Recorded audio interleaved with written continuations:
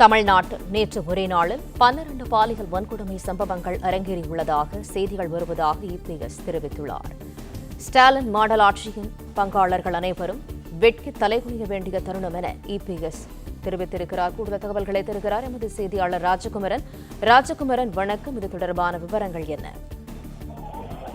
தமிழ்நாட்டில் நேற்று ஒரே நாளில் 12 பாலியல் வன்கொடுமை சம்பவங்கள் அரங்கேறியுள்ளதாக வந்திருக்கக்கூடிய செய்திகளை சுட்டிக்காட்டியிருக்கும் எதிர்க்கட்சித் தலைவர் எடப்பாடி பழனிசாமி, முதலமைச்சர் மு.க.ஸ்டாலின் மாடல் ஆட்சியின் பங்காளர்கள் அனைவரும் வெட்கி தலைகுனிய வேண்டிய தருணம் இது என்று பதிவிட்டிருக்கின்றார்.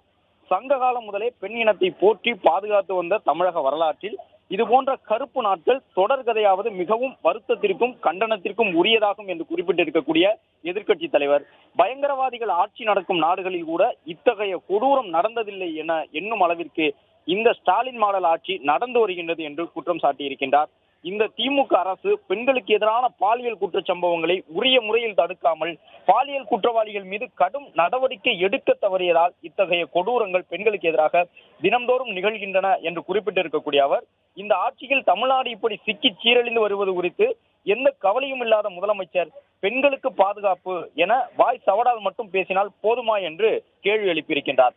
திமுக ஆட்சி நீடித்துக் கொண்டிருக்கும் ஒவ்வொரு நாளும் பெண்களுக்கு அச்சுறுத்தலான நிலைதான் தொடர்கின்றது என்று குறிப்பிட்டிருக்கக்கூடிய அவர், இனியாவது ஸ்டாலின் மாடல் அரசு விழித்துக் கொண்டு பெண்களுக்கான பாதுகாப்பை உறுதி செய்ய வேண்டும் என வலியுறுத்துவதாக குறிப்பிட்டு, நேற்று ஒரே நாளில் தமிழகத்தில் 12 பாலியல் வன்கொடுமை சம்பவங்கள் அரங்கேறி இருப்பதாக வந்திருக்கக்கூடிய செய்திகளை சுட்டிக்காட்டி தன்னுடைய கடும் கண்டனத்தை எதிர்க்கட்சித் தலைவர் எடப்பாடி பழனிசாமி பதிவு செய்துள்ளார்.